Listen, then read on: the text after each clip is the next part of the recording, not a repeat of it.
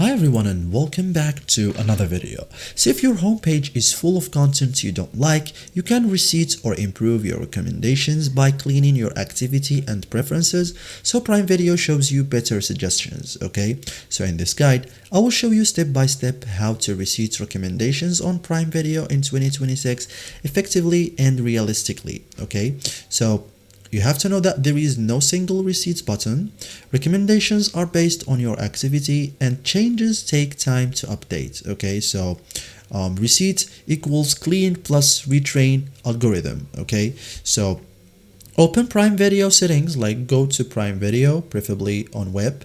Okay, click your profile. Okay, like this. Accounts and settings, go to settings, be ready to manage your data. So clear watch history, so you will find it on the web. Okay, it doesn't appear here, so click remove from watch history on unwanted titles. Removes it or removes influence from recommendations. Okay, so clean continue watching, like go to homepage, remove titles from continue watching. Okay, so for example long press and for example tap the hide. Okay, so it prevents unwanted suggestions.